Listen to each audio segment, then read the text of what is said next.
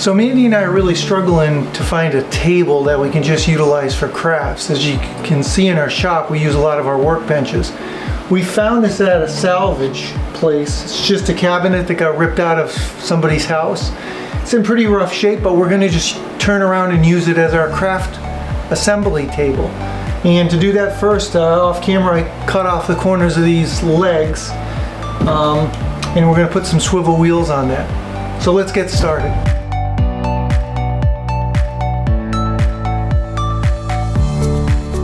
In order to install the swivel wheels, we needed to alter the cabinet a bit, and this isn't precision work, so the Ryobi Sawzall is a perfect tool to do so.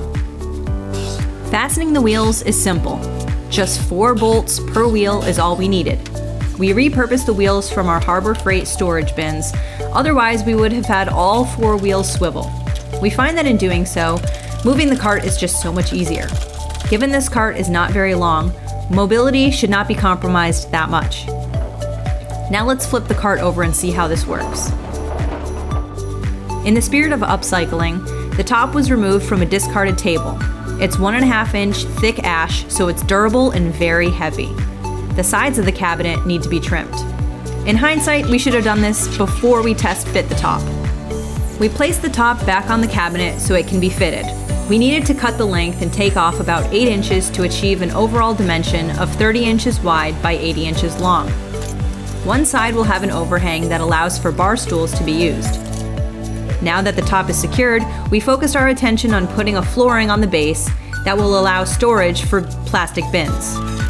We are using scrap 1/2-inch plywood, and it took some cutting to get it to fit in place. Now that everything is cut to fit, we're fastening the plywood with 18-gauge brad nails. So I'm working on the drawers for this craft cabinet. Now there's nothing sophisticated by it. There's going to be no crazy joinery because what's going in these drawers is actually some light duty, some paints and stuff.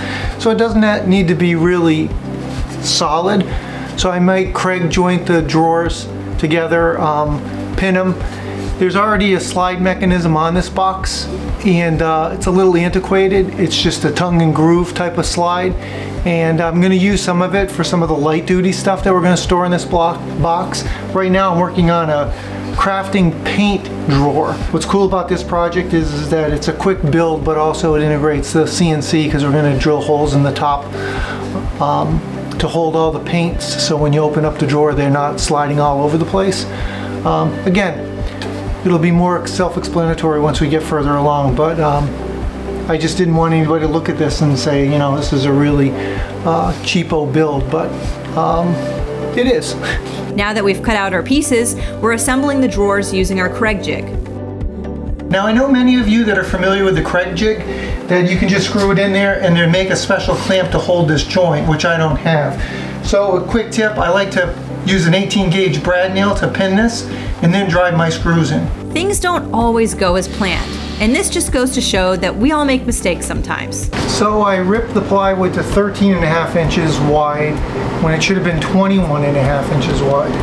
Now you gotta ask yourself, how the heck did you make such a big mistake? Can't you see this is only 13.5 inches when 21.5 inches is way the heck out here? Well, I didn't follow the cardinal rule, which is measure twice, cuss once, and I just looked at my ruler on my table saw, which is pretty accurate, provided you're looking at the right ruler. And I read the wrong measurement. So we're still going to make this work because this isn't very structural. It's just going to be the bottom of the box, and you'll never see it. But a little frustrating. I just figured I'd share with you my mistakes. Nobody's going to see this. Well, that's not true because we just showed you guys, but this should have been a single piece of plywood, but this doesn't alter the integrity of the drawer at all. This is one of the first cuts we made on our Onefinity CNC machine. We're cutting out 122 holes that will house most of our crafting paint. You can never have enough paint. This part isn't super necessary, but we did go through each circle with my router to smooth the edges. Now, not to be dramatic, but we really believe this drawer is one of the best features on this crafting cart. As you can see, we've got most of our paints in place, and the highlight is that you can actually easily remove the whole drawer and set it right on top of the cart or bring it wherever you're working. Now let's focus on the remaining 5 drawers, which will be used to hold other crafting items such as brushes, sponges, tape, fabrics, and much more.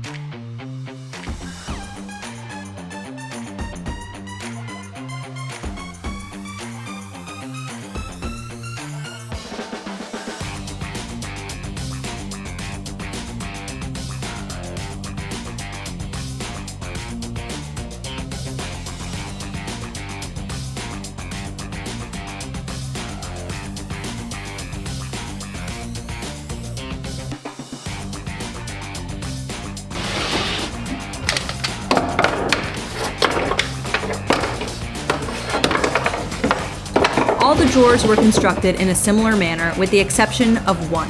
So you've seen me make boxes using the pocket jig, but this time I wanted to use the CNC using this tab system. Basically, CNC cuts out all these tabs and it goes together kind of like a locking finger joint. Lots of fingers hold this together. It needs a lot of cleanup, but I'm going to clean it up and see how this fits together.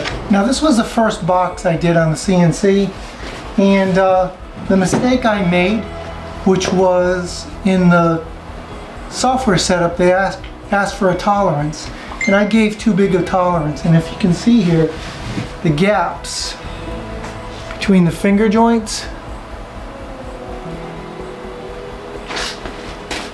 they're pretty big. Way too loose. The other thing with this box program on the CNC, it took about 25 minutes to cut it out.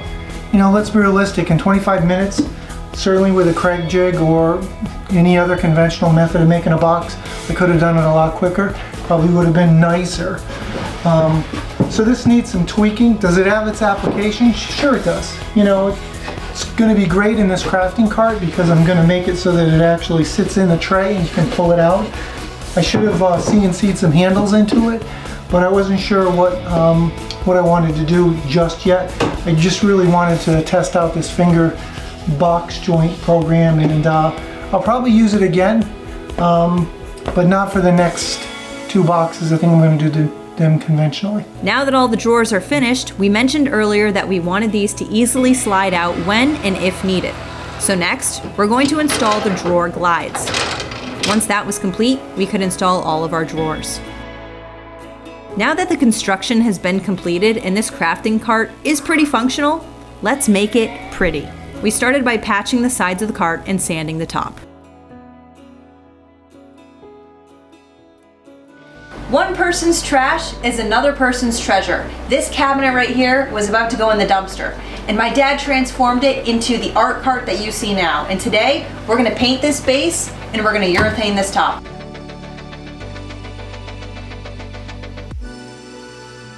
A couple weeks ago, I got some test paints for our bathroom upstairs. And the great thing about these little test cans is that you can reuse them on any project that you want. So today, I'm taking Bear Dynasty's Shipwreck, and I'm gonna paint the front of this cabinet. I think this project is a perfect example of you're really only limited by your imagination and the hard work that you put into a project, because this thing really looked like it was ready for the dumpster before. And like I said, just absolutely blown away by the finished product. Again, it goes to show that you can take anything and turn it into exactly what you need it for. So if you're excited to see what kind of art projects we work on this art rolling cart, be sure to hit the like and subscribe button below. Thanks for watching.